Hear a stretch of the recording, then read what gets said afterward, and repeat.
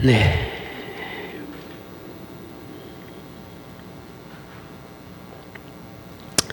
북이스라엘의 수도가 사마리아입니다. 그 사마리아 성이 이제 아람 왕 베나닷이 쳐들어와서 포위돼가지고 그 성한 사람들이 이제 아사 직전에 이르게 된 거죠. 성경이 그 성한 사정을 어떻게 설명하고 있냐면 나귀 머리 하나에 80세겔이고 비둘기 똥 4분의 1갑에 5세겔이라 기록하고 있죠. 그 밑에 이제 풋노트가 달려 있죠. 그 양이 얼마인지는 이제 밑에 그 풋노트를 보시면 됩니다. 그런데 나귀 머리야 우리도 소머리도 먹고 돼지 머리도 먹으니까 이해해요. 그죠? 뭐 북유럽은 이제 양머리도 먹잖아요. 그죠? 그 고급 요리입니다. 비싸요. 그 먹는데 비둘기 똥은 도대체 뭐냐? 비둘기 똥을 도대체 어디다 써요? 그죠? 이게 이제 이해가 안 가는 거죠. 이게 뭐지? 이렇게 생각하죠. 이게 사실 해석이 쉽지 않습니다. 일단 비둘기 똥이 식용은 아니에요. 그죠? 그 똥을 먹지는 않죠. 그게 왜냐하면 부정한 음식인데 그렇게 먹으면 그게 부정한 음식이 되는 거거든요. 똥 자체를 먹지는 않죠. 그건 확실한데 이게 우리가 보는 성경이 이게 원본이 아니거든요. 이게 사본이에요. 전부 다 사본이에요. 원본은 없어요. 원본 자체는 없습니다. 그게 사본이라 이게 아마 필사를 하다가 오탄한 건 아닌가라는 의심도 들고 아니면 그 당시에 그 비둘기 똥을 이제 뭐 연료나 이런 걸로 쓸 수도 있죠. 불을 그 유목민들은 그 낙타똥이나 이렇게 염소똥, 양똥을 말려놨다가 모아놓고 말리거든요. 말려가지고 그거 불로 떼요. 밥할 때 다 쓰거든요. 그러니까 어차피 걔네들 다 풀만 먹고 자란 애들이기 때문에 뭐 잘 타죠. 뭐 더럽다고 할 수는 없죠. 그 사람들 다 손으로 먹고 손으로 만지고 막 이러더라고요. 손으로 만지고 그걸로도 밥도 먹고. 저는 잘 이해가 안 해. 그랬답니다. 그러고 있어요. 지금 몽골만 가도 그렇게 하고 있습니다. 그렇게 사용할 수는 있죠. 그렇게 사용할 수는 있습니다. 다만 당시 사마리아가 그게 중요한 건 아니에요. 사실은 그게 중요한 건 아니고 이제 이 성경이 목적하는 바는 당시 사마리아 성이 그만큼 참혹했다라는 거예요. 그걸 보여주는 것이고 이것은 밑에 내용을 통해서 그 심각성을 이제 더 확실하게 알 수 있죠. 그 안에 내용이 뭐가 나옵니까? 사마리아 사람들이 이제 굶주리다가 못해 결국은 자식들을 삶아 먹는 데까지 가요. 오늘은 제비뽑기를 했겠죠. 제비뽑기를 해가지고 네 아들을 먼저 먹으면 다음에 내 아들, 뭐 그 다음에 저 이 집 아들, 뭐 이런 식으로 이제 먹기 시작한 겁니다. 이게 이제 인간의 존엄성마저 붕괴된 지경에 이른 것, 그 정도로 지금 힘들다라는 걸 보여주는 거예요. 뭐 없었던 일은 아니고 실제로 있었던 일인데 이제 그 정도로 힘들었다. 근데 이거는 뭐 이스라엘에 이런 게 아니고 옛날 고대 사회나 중세만 해도 이런 일이 자주 있었습니다. 전쟁이 일어나면 성을 포위하거든요. 이 성 안에 들어가 있으면 이 공격하기가 쉽지 않아요. 그러니까 점령하는 게 쉽지 않기 때문에 보통 어떻게 하냐면 중국 같은 경우도 이 성을 그냥 포위하는 거예요. 그리고 6개월이고 한 달이고 1년이고 기다리는 거예요. 그게 아사시키는 겁니다. 다 죽이는 거예요. 그렇게. 그게 제일 손쉬우니까. 자주 일어났던 일입니다. 뭐 대단히 이때가 이스라엘이 너무 악하다 뭐 이렇게 얘기하시면 안 돼요. 다 그랬어요. 이스라엘이 뭐 특정해서 더 악한 이런 건 아닙니다. 그만큼 참혹했다. 이 나라가 이 모양 이 꼬라지인데 당시 이제 이 왕이라는 작자가 괴이한 행동을 하죠. 그죠? 예의한 행동을 합니다. 이 모든 상황을 왕이 하나님 탓으로 돌려버려요. 26절 27절의 본문 이스라엘 왕이 성 위로 지날 때 한 여인이 외쳐 이르되 나의 주 왕이여 도우소서. 왕이 이르되 뭐라고 하냐면 여호와께서 너를 돕지 아니하시면 내가 무엇으로 너를 야 하나님도 너를 안 도와주는데 내가 뭔 수로 너를 돕냐 이 상황에서 지금 이런 거예요. 그러니까 이 모든 건 하나님이 탓이니 하나님한테 뭐라 그래 나한테 뭐라 하지 마 이런 거예요. 이 극단이죠. 극단적으로 가죠. 또 30절에 보면 사람들이 아이를 잡아먹는 그 소송에 대해서도 왕이 이렇게 얘기합니다. 왕이 그 여인들의 말을 듣고 자기 옷을 찢느니라. 그가 성 위로 지나갈 때 백성이 본즉 그의 속살에 굵은 배를 입었었더라. 자, 분명히 북이스라엘 왕은 이 공경에 대해서 공감은 하고 있어요. 그죠? 아이를 먹는 자식들을 먹는 상황까지 온 거에 대해서 처참함에 대해서 이제 자신은 공감은 하고 있는데 이걸 전부 다 이건 내 탓이 아니야. 하나님이 이렇게 하신 거니까 하나님 탓이다라고 하나님께 분노와 저항을 이제 나타내 보입니다. 그죠? 모든 걸 하나님 탓으로 돌려요. 재밌죠? 뭐 별반 다를 거 없습니다. 뭐 다 똑같아요, 사람은. 그리고 왕이 사람을 보내서 엘리사를 죽이려고 합니다. 그래서 죽이려고 하는데, 죽이려고 하자 엘리사가 그들에게 하나님께서 이 상황을 24시간 안에 해결하실 것이다 라고 말씀해요. 자, 아무리 해도 이 상황이 해결되지 않고 우리는 다 사해서 다 죽을 것 같은데, 하나님께서 엘리사는 하나님께서 이거 24시간에 다 해결할 수 있어 이렇게 얘기하죠. 그랬더니 본문 7절 2절에서 그때 왕이 그의 손에 의지하는 자 곧 한 장관이 하나님의 사람에게 대답하여 이르되 여호와께서 하늘에 창을 내신들 어찌 이런 일이 있으리요 하더라. 엘리사가 이르되 네가 네 눈으로는 보리라 그러나 그것을 먹지는 못하리라 라고 이제 대답을 하죠. 이 일이 일어날 건데 네가 네 눈으로는 그 일을 보게 될 건데 넌 그걸 먹지는 못할 거야. 식량이 있음에도 불구하고 너는 먹지는 못할 거야. 이 죽는다는 소리예요. 이 사람의 말을 좀 더 깊이 생각하면 이런 거예요. 하나님께서 그렇게 할 수 있었다면 지금까지 하나님은 도대체 뭘 하고 있었습니까? 이 사람의 불만은 그건 거예요. 북이스라엘의 왕이 지금 하나님께서 이렇게 우리를 괴롭히고 있는 거 아니냐? 이렇게 지가 한 행동은 전혀 생각하지 않는 거예요. 그죠?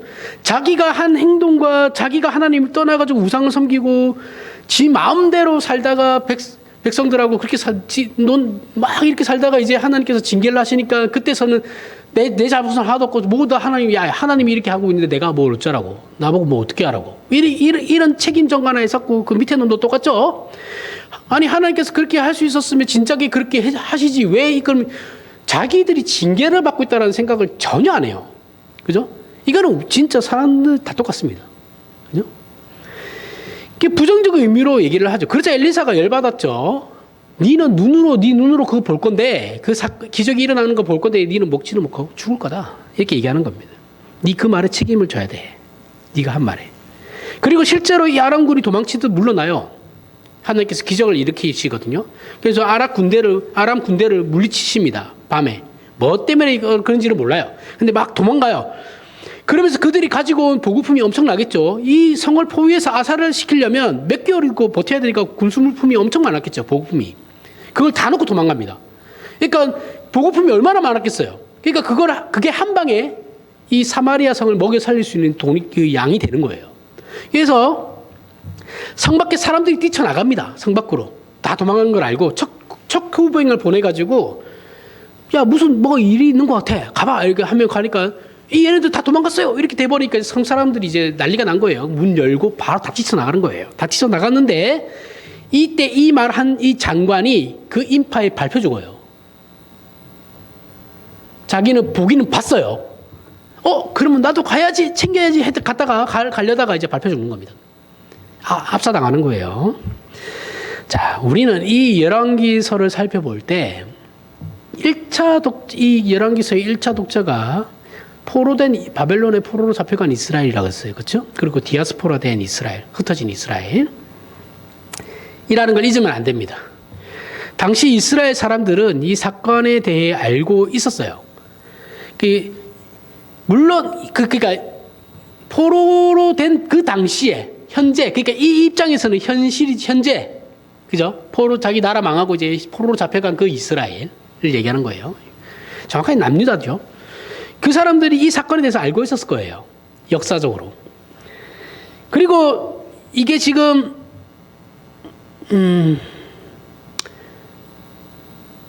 그 열왕기서를 읽는 세대에게 있어서는 이게 이전 세대가 경험한 거죠. 그렇죠? 옛날 자기 선조들이 경험한 거고.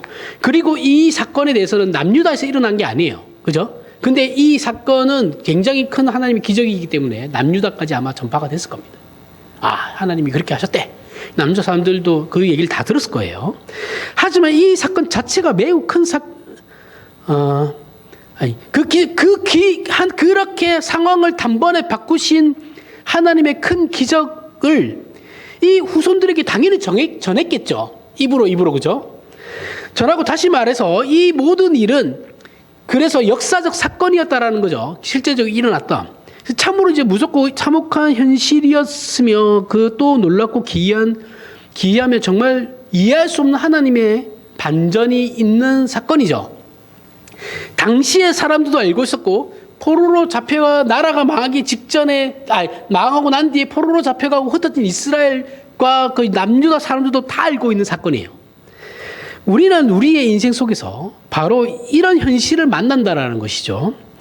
우리가 세상 속에 살면서 세상이 얼마나 무섭고 현실이 얼마나 힘든지는 다 경험하면서 삽니다.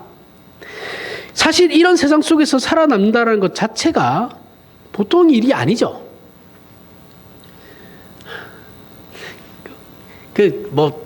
기독교 신앙을 대단히 어떤 분들 얘기하면은 큰 일을 해야 되고 막 이렇게 얘기하는데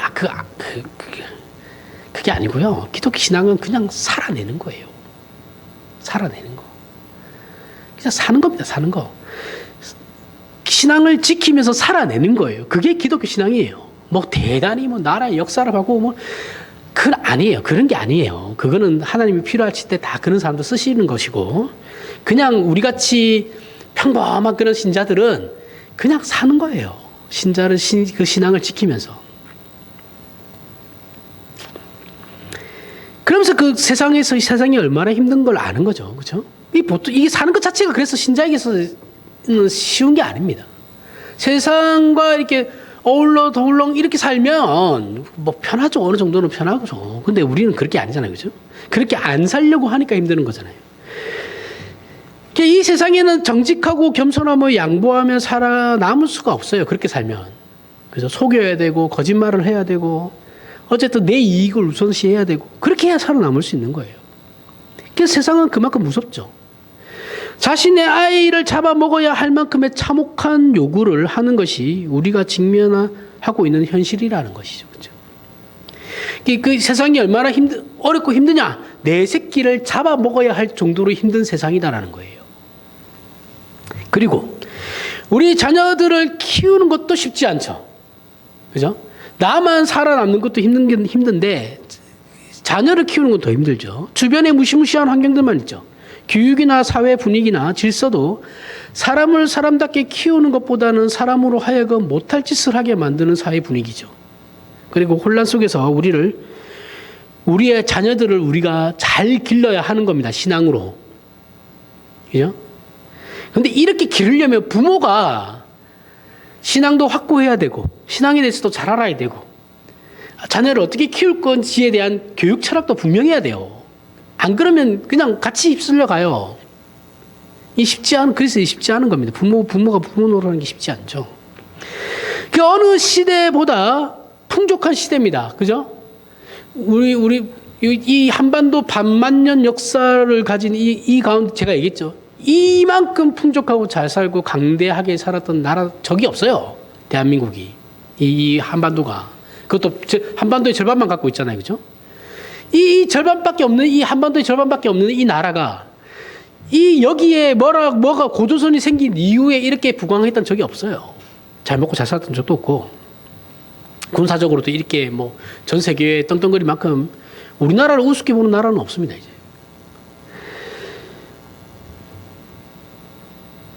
그런데 공부하는 양은, 그리고 뭐예요? 공부하는 시간과 양은 그 어느 때보다 더 많죠.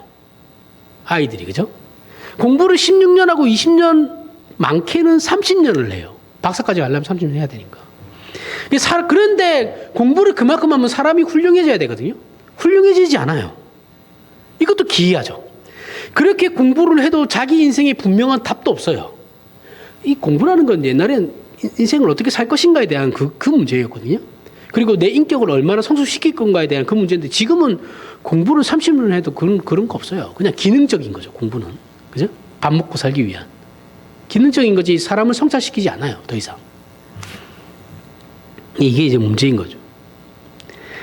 이게 신기한 겁니다.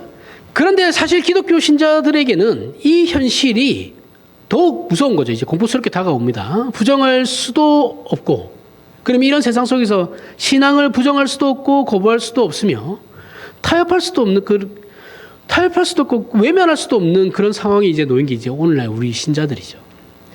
그렇게 매일 무섭고 엄중하게 우리를 찾아와서 문을 두드리는 게 세상이고 현실인데, 우리는 매일 아침 눈을 떠야 하고 그 하루를 살아야 한다는 거죠. 그게 이제 우리가 고단한 인생을 사는 신자들의 삶인 것이죠. 하지만 우리는 신자의 기록을 통해서 답을 만나게 됩니다. 답을 만나게 되는데 그 답은 우리에게 펼쳐져 보이는 세상 또는 우리가 보는 세상이 전부는 아니라고 말하는 것이죠. 요한계시록 1장 9절에서부터 19절에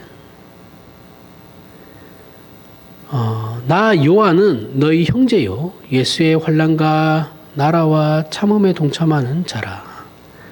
하나님의 말씀과 예수를 증언하였으므로 말미암아 밤모라 하는 섬에 있었더니 주의 날에 내가 성령에 감동되어 내 뒤에서는 나는 나팔 소리 같은 큰 음성을 들으니 이르되 내가 보는 것을 두루마리에 서서 에베소, 서모나, 버가모, 두아디라, 사대, 필라델피아, 라오디게아 등 7교회에 보내라 하시기로 몸을 돌이켜 나에게 말한 음성을 알아보려고 돌이킬 때에 7 금촛대를 보았는데 촛대 사이에 인자 같은 이가 발에 끌리는 옷을 입고 가슴에 금띠를 띠고 그의 머리와 털에 희기가 흰 양털 같고 눈 같으며 그의 눈은 불꽃 같고 그의 발은 풀무불에 단련한 빛난 주석 같고 그의 음성은 많은 물 소리와 같으며 그의 오른손에 7별이 있고 그의 입에서 좌우에 날성검이 나오고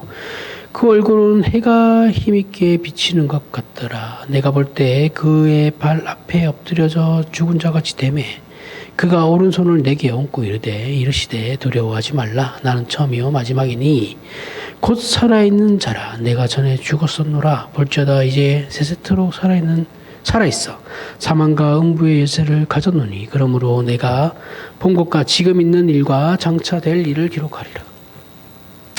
자, 이거 이제 예수께서 밤모섬에 갇혀 있는 사도 요한에게 나타나서 처음이요 마지막이니 라고 말씀하십니다. 우리가 잘 아는 알파와 오메가라는 거예요.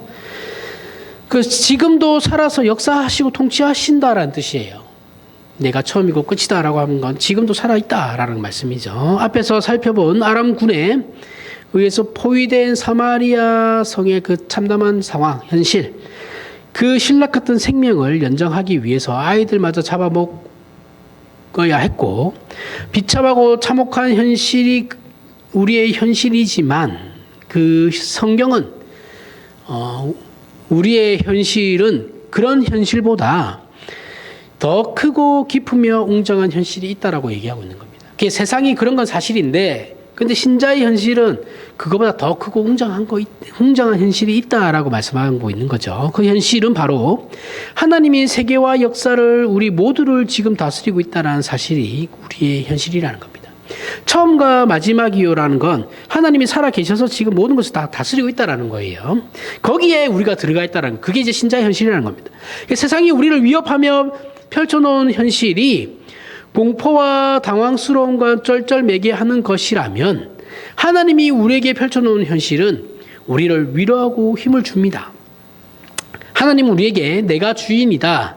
내가 너희에게 생명을 주고 영생을 주기 위해 죽었으며 그렇게 만든 내 교회를 내가 지키고 이 세상은 교회와 부름받은 나의 자녀들이 주인공이다. 그것이 목적이고 역사의 내용이다라고 말씀하고 있는 거예요. 이게 이제 우리의 신자의 현실이라는 거죠. 이 피부에 와닿지는 않죠. 그죠? 그러니까 이 신앙을 굉장히 고민하면서 살아야 되는 거예요. 우리 신자가 세상의 위협 아래 있는 것은 사실이지만 하나님의 이 통치의 약속 안에 있는 것도 사실이라는 거예요. 우리는 두 가지를 다 가지고 있죠. 두세 개를 다 가지고 있는 거죠. 그리고 이 사실이 말도 안 되게 크다라는 겁니다. 그러니까 하나님의 그 다스림은 우리가 두려워하는 그 세상과는 비교할 수 없을 정도로 더 크다라는 거죠. 우리가 요한계시록에서 7교회에 보낸 편지들의 내용을 살펴보면 말하자면 하나님께서 이 세상 역사에 무엇을 요구하시고 무엇을 이루시려고 하시는지를 알 수 있다는 것이죠. 이 편지는 각 나라 왕들에게 보내는 게 아니에요. 교회에다가 보내는 거예요. 교회 공동체에 보내는 겁니다. 하나님께서 이 세상의 주인이시고 세상 나라를 이렇게 이루시며 그 결국을 만들어낼 심판자시니까 당신님의 말씀을 들으라는 거예요. 도대체 하나님께서 어떤 권세를 가지고 오면 이렇게 말씀하시냐?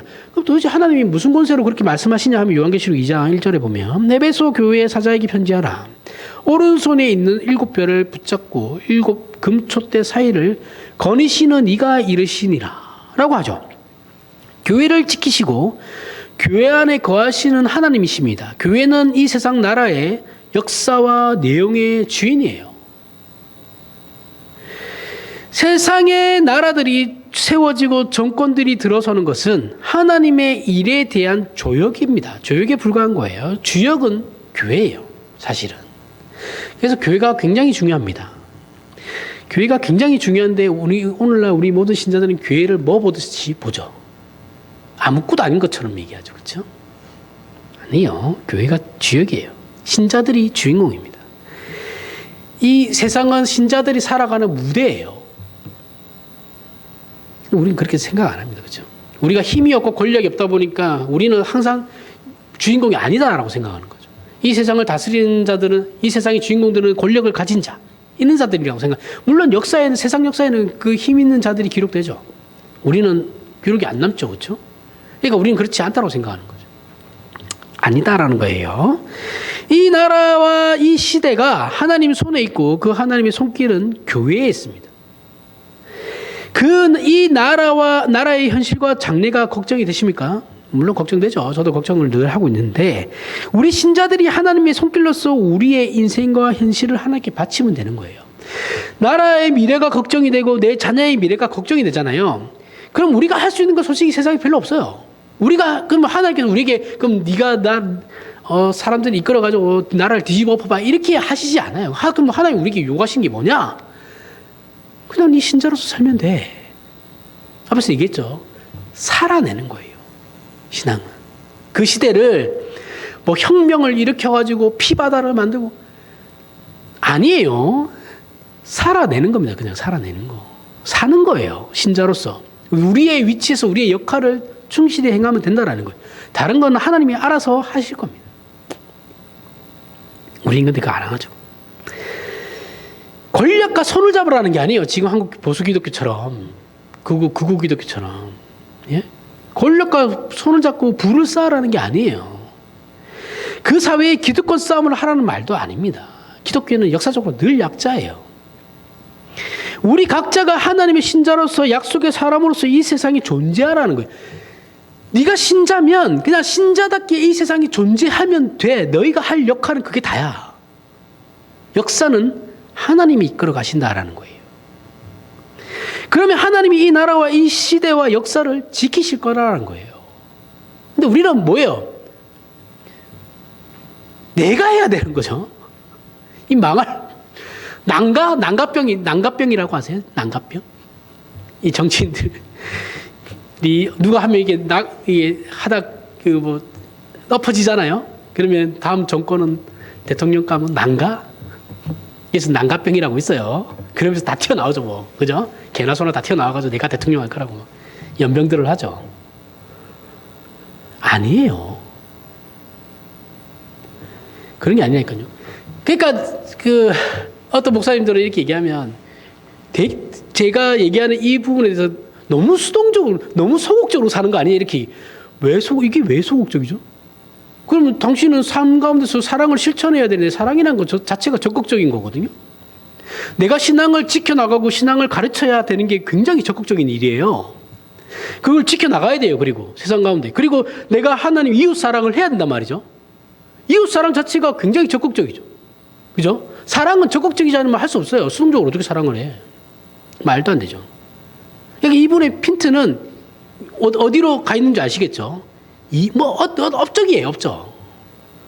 그게 아니라는 거예요, 성경은. 그건 너네가 할 일이 아니고, 너네는 그냥 살아. 그 얘기를 하는 겁니다. 뭐, 그분들이 그렇게 생각하는 것도 이해는 갑니다. 이해는 가는데, 성경이 가르치는 건 그런 건 아닙니다. 그러면, 유럽처럼 종교전쟁이 일어나는 거예요.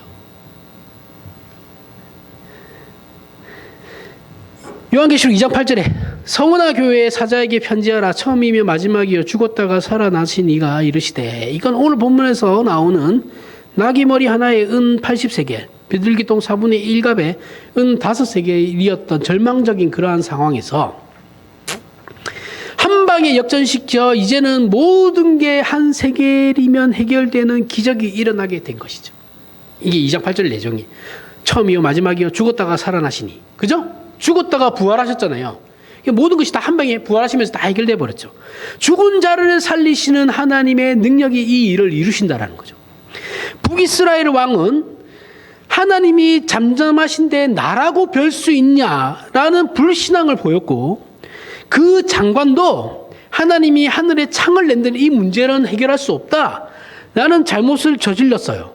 하지만 하나님께서 개입하시자 모든 문제가 다 한 방에 해결됐죠.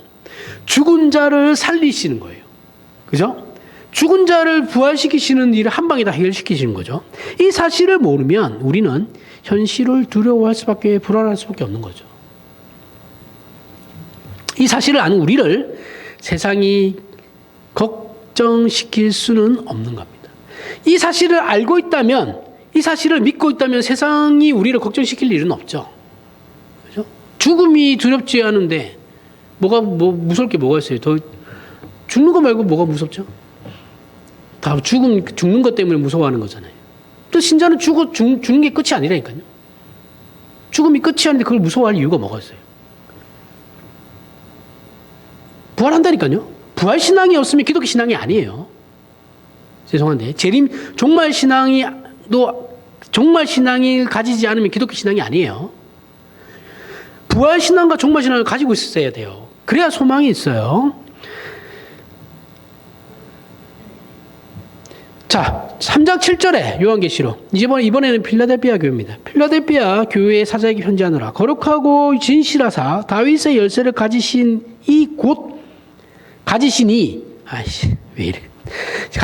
곧 열면 닫을 사람이 없고 닫으면 열 사람이 없는 그가 이르시되. 자, 하나님만이 역사의 진로를 정하신다라는 뜻이에요. 참다운 역사의 목표를 정하시고 이루실 수 있다는 것이죠. 이것이 누구에게 주어졌냐?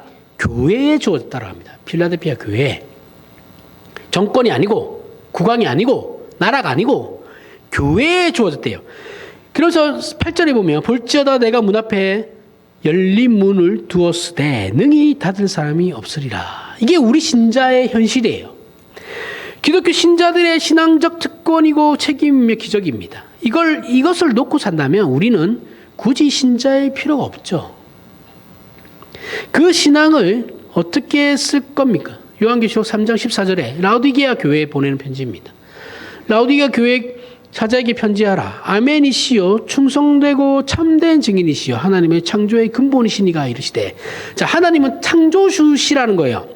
없는 것을 만들어 내시는 분이라는 거죠. 그 하나님이 이 명령을 내리시는 겁니다. 자, 이 하나님께서 무엇에 관심을 가지고 계시느냐 하면 2장 13절에 요한계시록 네가 어디에 사는지를 내가 아노니. 자, 19절에 내가 네 사업과 사랑과 믿음과 섬김과 인내를 아노니. 여기서 사업은 봉사를 의미하는 거예요. 우리의 관심은 고통과 형통과 자랑이죠. 그죠? 내가 신앙생활에서 덕을 보려고 하는 게 뭐예요? 고통스럽지 않게 살게 하고, 그러면서 형통한 삶을 살기를 원하고, 그 안에서 자랑할 거리도 있으면 더 좋죠. 그게 우리의 관심사죠. 그런데 이것은 하나님의 관심사가 아니다라는 거예요. 하나님은 내가 그러한 삶을 사는 거에는 아무런 관심이 없어요. 하나님이 관심 있는 건 뭐예요? 정치, 경제, 사회, 문화, 교육에 관심 있는 게 아니고 우리 신자들이 신앙생활을 하는지에만 관심이 있는 거예요. 네가 신자로 부름을 받았는데 네가 신자로 부름받은 그 위치에서 신자답게 살고 있냐 아니냐가 하나님의 관심사지, 네가 무슨 취업을 어디에 하든 대학을 어디에 가든 전혀 관심 없습니다. 전혀 관심 없어요. 네가 똥을 퍼든 네가 대기업을 가든 네가 목사를 하든 관심 없다니까요. 목사를 해? 그럼 목사의 위치에서 네가 신자로 사냐? 네가 대기업에 다녀. 그럼 대기업 다니는 그 위치에서 네가 신자로 살아? 네가 아무것도 안 하고 그러면 집에서 전업주부로 있어? 그러면 그 전업주부로서의 신자로서의 삶을 살아? 그 위치에서? 그게 중요한 거예요. 네가 자녀야? 네가 아직 학생이야? 그럼 학생으로서 신자의 위치에서 삶을 살아가고 있어? 그걸 요구하는 거라니까요. 뭐 대단히 이렇게 아니에요. 얼마 전에 교회 얘기가 나와서 그런 건데, 교회는 사람을 끌어모으는 게 본질이 아니에요. 교회는 예배하는 게 본질이에요. 사람은 전도는 될 수도 있고 안 될 수도 있는 거예요. 그 교회가 커질 수도 있고 작을 수도 있는 거죠. 그죠? 그 교회 공동체를 얘기하는 겁니다. 근데 교회라는 본질은 사람들을 수단과 방법을 가리지 않고 끌어모으는 게 본질이 아니라고요. 예배하는 곳이에요. 예배하는 곳. 그럼 예배가 본질이 돼야죠. 그럼 본질은 개떡같이 하면서 맨날 사람만 끌어모으면 그게 교회가 돼요? 본질은 이미 저 안드로메다 가 있는데 쳐다도 안 보고 맨날 이상한 짓들만 하고 예배 시간이면 그러는데, 예배라고 하면서 예배도 아니잖아요. 맨날 노래나 불러서 그게 무슨 예배예요. 노래만 부르는 게. 지네들은 또 예배라고 그러죠. 나의 예배는 그런 겁니다. 너의 생각은 중요하지 않아요. 성경이 말하는 게 중요한 거지. 이거 계속 놓치고 있잖아요, 우리는. 성경이 말하는 대로 돌아가자라고 하는 건데 자꾸 자기 생각을 얘기해요. 그건 중요하지 않다니까요. 성경이 이렇게 얘기하면 우리는 성경을 따라가야 되는 거예요. 내 생각은 접어야 되는 거예요. 그게 순종이죠. 사고하지 말라는 얘기가 아니죠. 그렇죠? 본질의 문제에 있어서는 성경을 따라가라는 거예요. 교회가 혼탁해지잖아요. 기독교 진리가 혼탁해지고 왜곡될 때는 무조건 다른 방법을 따지려고 하면 안 돼요. 무조건 본질로 돌아가야 되는 겁니다. 다시 본질로 돌아가야 돼요. 성경으로. 종교개혁이 일어났을 때 뭐였어요? 슬로건이 오직 성경이었어요. 오직 성경. 성경으로 돌아가자. 그래서 다시 이렇게 된 거잖아요. 그럼 다시 이렇게 문제가 된 거 다시 성경으로 돌아가야죠. 거기에 뭘 아니야. 지금은 그런 시대가 아니야. 이런 시대이기 때문에 이렇게 해야 돼. 개소리 하지 말라 그러세요. 그냥. 다 개소리예요. 본질도 안 지키는데 무슨 본질을 지켜야죠. 근본주의자들이 참 저렇다고 저렇게 하라는 게 아니에요. 이런 거 얘기하면 끝도 없습니다. 3장 11절에 요한계시록 내가 속히 오리니 네가 가진 것을 굳게 잡아 아무도 네 면류관을 빼앗지 못하게 하라. 예수께서 속히 오셔서 우리가 가지고 있는 그 면류관을, 신자의 면류관을 절대 빼앗기지 못하게 하시리라고 합니다. 이렇게 말씀하셨으니 우리 신자들의 신앙생활은 하나님으로부터 면류관을 받을 만한 일이라는 거죠. 그러니까 우리는 저는 천당 가서 보상이 있다고 그렇게 주장하는 사람이 아닌데, 보상이 없어요. 그냥 칭찬만 들을 거예요. 칭찬은 들을 거예요. 칭찬이 다 보상이라고 생각해요. 그래서 근데 우리가 아무것도 아닌 것 같은 이 삶을 그냥 우리 살아내는 거라 그랬잖아요. 그렇죠? 그 살아내는 그 삶이 하나님이 우리에게 면류관을 주실 만한 그 정도의 칭찬받을 일이라는 거예요. 우리는 대단히 계속 업적을 남기려고 하잖아요. 뭔가를 지어야 되고, 뭔가를, 선교사라도 후원 많이 해야 되고, 내 이웃에 구제도 많이 하면 좋은데, 그 본질은 신자로서 사느냐라는 거냐니. 그게 문제라니까요. 근데 우리가 아무것도 아닌 것 같은 그 신자로서 살아가는 그 삶이 다른 일에 대해서는 모르겠고, 하나님 다른 건 모르겠고, 이 삶이 면류관을 받아 충분한 그 일이라는 거예요. 그 면류관을 빼앗기지 않을 거다라고 말씀하시는 거예요. 우리는 이걸 같이 두지 않잖아요. 그죠? 도대체 니는 교회 와서 하는 게 뭐냐? 이 얘기만 하잖아요. 그게 아니다라는 거예요. 그죠? 봉사하기 싫으면 안 하면 돼요. 그냥 아무도 안 하면 안 하는 대로 그냥 가는 거죠. 뭘. 자발적이지 않은 거는 강요할 수 없습니다. 이거는 완벽한 신앙에 관한 문제인 것이죠. 그래서 우리가 신자라는 건 굉장히 중요한 문제예요. 우리는 신자라는 걸 진짜 개떡을 알거든요. 내가 신자라는 아니에요. 그 신자라는 것 자체가 면류관을 받아 마땅한 존재들이라니까요. 우리의 매일이라는 그 일상을, 오늘이라는 그 하루를 신자로 살 것이냐 말 것이냐보다 중요한 건 없다라는 거예요. 성경이 말하는 거. 그게 제일 중요하고 그 다음에 너희가 뭔가를 하는 그거는 그 다음 문제다라는 거예요. 닥친 위기를 어떻게 해결할 것인지는 2차적인 거예요. 하나도 안 중요합니다. 하나님 앞에. 신자의 인생은 신앙적이지 않은 게 없다라는 거예요. 결국은 결국 모든 사람은 하나님을 믿고 살 것인지 믿지 않고 살 것인지 밖에 없어요. 우리가 어떤 문제를 해결하여 편해지려고 세상의 위협과 시험에 타협할 것인지 아니면 믿음으로 버틸 것인지에 대한 문제인 겁니다. 여기서 믿음으로 버틴다는 것은 현실을 외면하고 도피한다는 뜻이 아니에요. 믿음이라는 이름을 큰 소리 친다라는 것도 아닙니다. 현실은 신자에게 동일한 권세를 가지고 오죠. 고통은 견디기 어렵고 위기는 해결하지 않고는 다른 방법이 없죠. 세상 사람들이 받는 고통 우리도 똑같이 받는 거예요. 그런데 성경은 고통과 위기를 면하는 게 과연 우리 인생의 답인가라고 우리에게 질문하고 있는 거예요. 그래, 네가 나를 믿어가지고 네 지금 처해 있는 그 상황을 면피해 보려고 하는 것 같은데, 그런데 그게 과연 그렇게 면피했다 쳐. 그럼 그게 네 인생의 답이 돼? 응? 그렇게 잠깐 그렇게 피해 갔다 쳐. 그러면 나는 고통을 이게 이렇게 네가 잔머리를 써가지고 요리조리 피해 다녔다 쳐. 그럼 그게 네 인생의 답을 얻은 거냐고. 네 인생의 답은 그러면 위기를 닥칠 때마다 요리조리 피해가는 거네.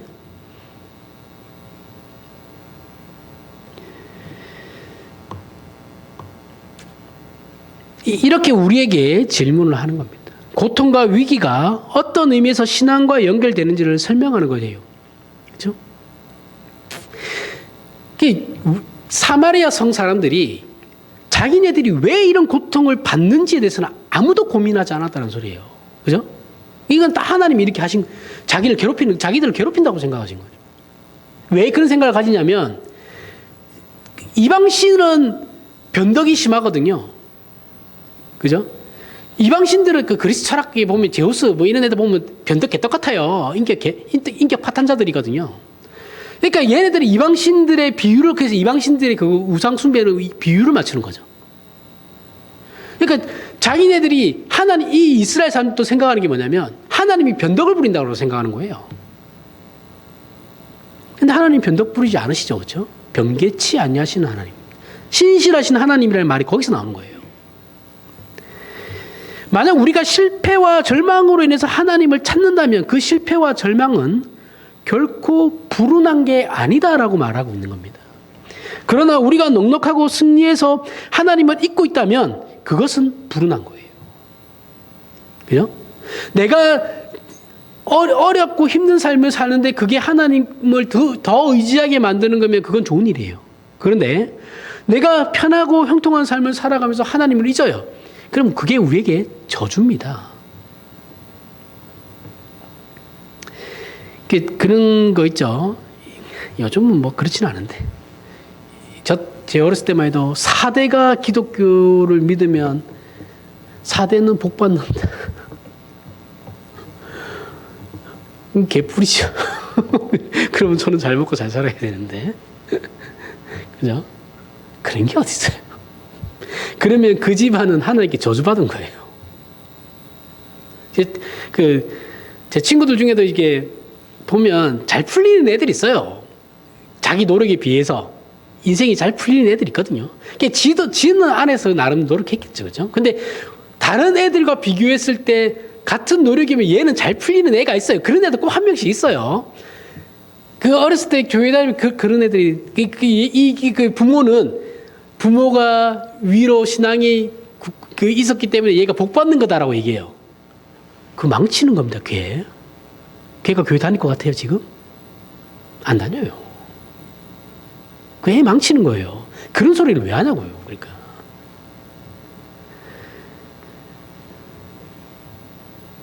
참 이런 거 보면 답답하죠. 하나님은 이상하게 우리를 세상 가운데 현실 속에 두고 계시죠. 그죠? 그렇게 세상 때문에 힘들어할 거면 하나님께서 뭐 하려고 우리를 세상 가운데 두시겠어요? 절처럼 저 산구석에 처박아놓고 우리끼리 살아라 하면 되지, 이단들처럼. 근데 안 그러시잖아요. 그죠? 우리는 시간과 공간의 제약을 받아요. 이 시대와 사회 속에 놓여 있는 겁니다. 우리 신자들은 우리가 살아가는 이 시대의 풍조와 흐름과 국가 안의 정치, 경제, 사회, 문화로부터 세상적인 요구를 정면으로 받는 자들이에요. 우리의 삶은 절대 이것들과 분리될 수 없고 오히려 기독교는 국가와 사회 안에서 결코 환영받지 못하는 위치에 있죠. 근데 이게 정상이라는 거예요. 그게 비정상이 아니에요. 교회가 핍박받는 거는 뭐 하루 이틀의 문제가 아니고 늘 그래 왔어요. 이런 것 자체가 우리에게 신앙을 주거나 빼앗지 않습니다. 그죠? 물론 우리를 신앙으로부터 떼어놓으려는 시험이 될 수는 있겠죠. 우리가 고통과 고난과 위기들을 생각하고 더 깊이 묵상해서 하나님 앞으로 그 문제들을 끌고 간다면 우리를 넘어뜨릴 수 있는 건 아무것도 없죠. 우리가 당하는 고통이나 실패마저도 우리가 지금도 해결하지 못해서 지고 있는 그 현실적인 짐들이라 할지라도 그것들이 우리로 하나님을 찾아가게 한다면 그건 전부 복입니다. 그런 의미에서 우리 한국교회는 굉장한 복을 받았다고 할 수 있죠. 그렇죠? 이 쉬운 삶을 사신 분은 아무도 없잖아요. 복입니다. 복 받은 거예요. 그 하나님 인도하심이거든요.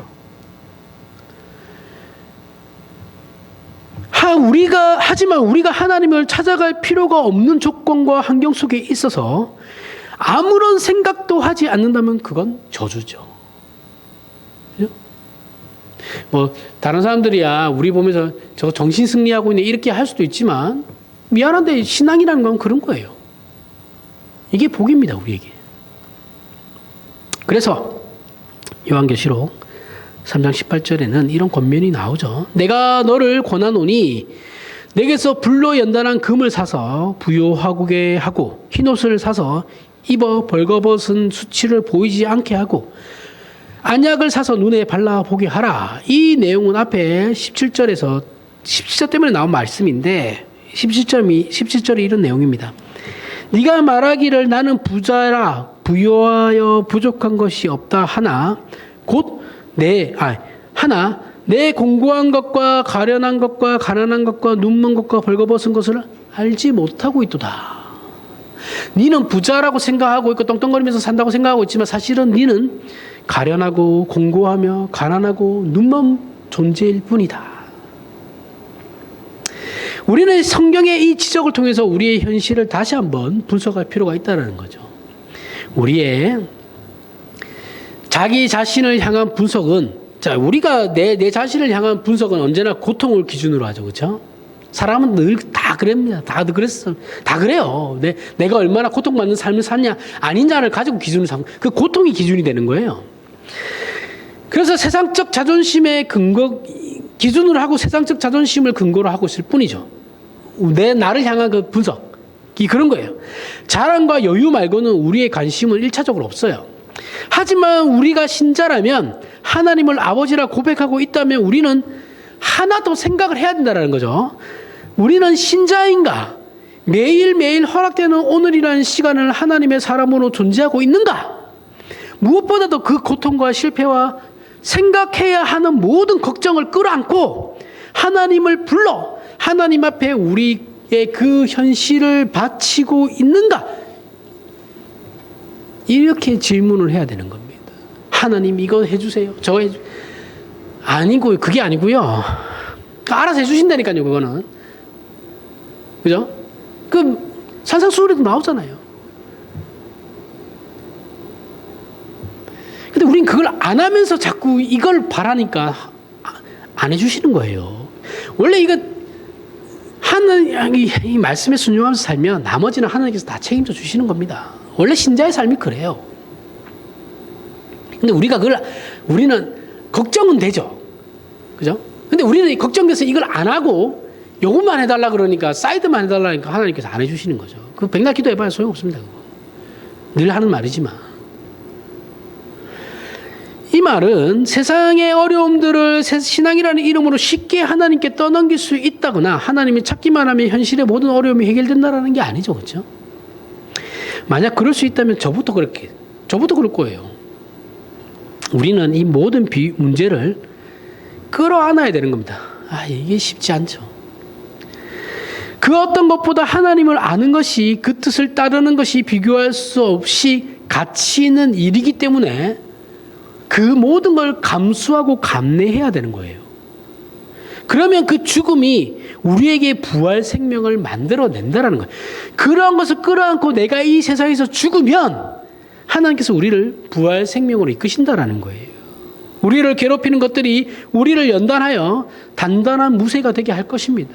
이것이 신앙이고 성경의 약속이며 동시에 요구예요. 만약에 우리 신자의 이 신앙 현실을 놓치고 있다면 우리는 하나님의 통치와 우리의 신앙 고백을 헛되게 만드는 것이죠.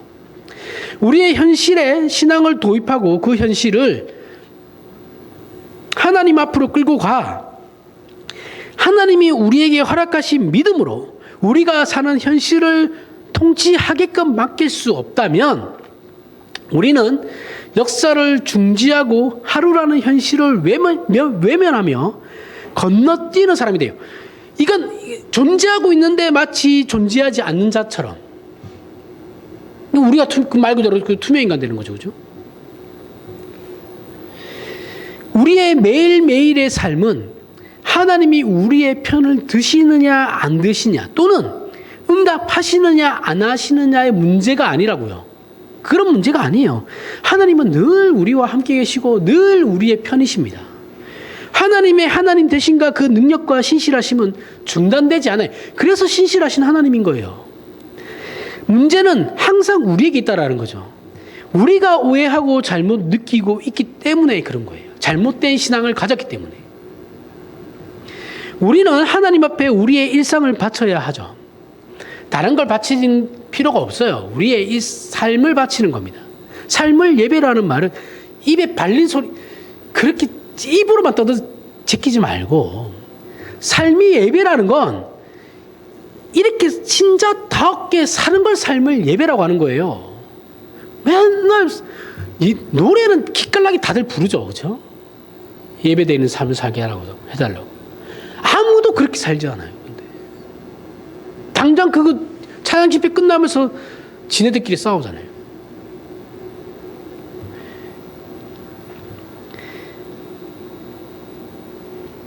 만약에 그러한 삶을 안 살잖아요. 그러면 우리의 신앙은 공허합니다. 그래서 어떻게 가요? 일하는 걸로 가요.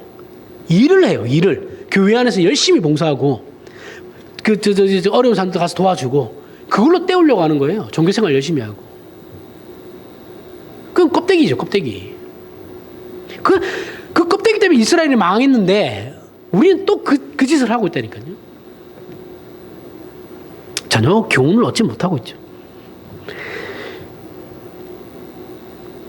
금욕주의로 살라는 게 아니에요. 에? 이것도 하지 말고 저것도 하지 말고 이것도 하지 말고 다 끊어내. 세상과 우리는 구별되는 거야 하면서 다 끊어내고 막 우리끼리만 금욕주의로 살라는 게 아니고 도덕주의로 살라는 것도 아닙니다. 그렇게 가거나 종교적 어떤 미덕을 베풀려고 하는 본질은 없고 자원봉사와 구제만 열심히 하는 그런 것도 아니다라는 거예요. 그렇게 돼버리면 신앙은 본질은 없는 신앙이 되어버리는 거예요. 구호가 되어서도 안 되죠. 명분이 되어서도 안 됩니다. 이렇게 되면 한 생명을 살아서 움직이지 못하게 돼. 그 생명은 전데 우리 자신을 얘기하는 거예요. 나라는 이 생명이 진리가 내 안에서 활동을 못해요. 우리는 이 싸움을 신자된 자라면 다른 거 다 제껴두고 이 문제로 싸우라는 거예요. 자기 자신과. 끊임없이. 하지만 우리 이 싸움이 쉽지 않죠. 그러니까 안 하는 건데 다른 사람이 한 것으로 그래서 대리만족을 하려고 그래요. 그러면서 간증집회 찾아가고 그러잖아요. 근데 우리가 스스로 이 신앙의 싸움을 해야 하는 겁니다. 안 하고 도망가면 계속 그 자리예요. 그래서 한국 교회가 100년이 넘어가는 역사를 가지고 있으면서도 교회가 하나도 성장하지 않아요. 사이즈만 커졌지. 지금도 그 사이즈도 쪼그라들고 있잖아요. 다 쪼그라들었죠, 뭐. 우리에게 주어진 그 매일매일의 싸움이 하나님을 모신 기적의 인생이 되게 하시길 바랍니다. 그래서 하나님이 이 세계와 역사의 주인인 것을 보고 누리시라는 거예요. 누리는 삶을 살라는 거예요. 그래서 요한복음 2장 10절에 너는 장차 받을 고난을 두려워하지 말라. 볼지어다. 마귀가 장차 너희 가운데에서 몇 사람을 오게 던져 시험을 받게 하리니 너희가 10일 동안 환난을 받으리라. 내가 죽도록 충성하라. 그리하면 내가 생명의 관을 너에게 주리라. 이 권면을 기억하시길 바랍니다. 우리는 고난과 환난을 약속받고 있어요. 그죠? 우리의 삶은 고난과 환난입니다. 그걸 약속받고 있어요. 그러나 그것은 면류관을 얻는 유일한 과정이라는 거예요. 쉬운 삶은 면류관이 없어요. 그죠? 이 삶을 통해서 하나님께서 우리에게 면류관을 허락하시겠다라는 거거든요. 그렇게 우리의 신자된 인생과 현실을 믿음으로 깨우치는 오늘의 말씀이 되고, 이 믿음으로 오늘을 살아내어 하나님의 역사를 우리 인생으로서 가는 존재임을 기억하는 저와 여러분이 되길 바랍니다. 기도하겠습니다. 하나님 아버지 은혜를 감사합니다. 하나님이 역사와 세상의 주인이십니다. 그리고 우리 아버지십니다. 우리를 통하여 역사를 움직이며 우리로 말미암아 역사의 주인입니다. 우리야말로 역사의 주인입니다. 그러니 우리로 세상이 주는 미혹과 시험과 위협에 지지 말게 하옵소서. 사실 저들은 아무것도 아닙니다. 오직 하나님만이 만유해 주시고 시작이시고 끝이시며 창조주이시고 심판자시며 부활 생명의 주인이시고 우리와 함께 기적을 이루시는 우리의 아버지십니다. 이 믿음으로 우리의 삶을 바치고 주어진 하루하루를 하나님의 자녀로 반응하며 순종하고 진실하게 살게 하여 주시옵소서. 그래서 우리 중에 그 누구도 세상을 받고 하나님을 확인하는 것이 아니라 우리 자신을 들여 하나님이 누구신지를 확인하는 복된 인생을 살게 하여 주시옵소서. 예수님 이름으로 기도합니다. 아멘.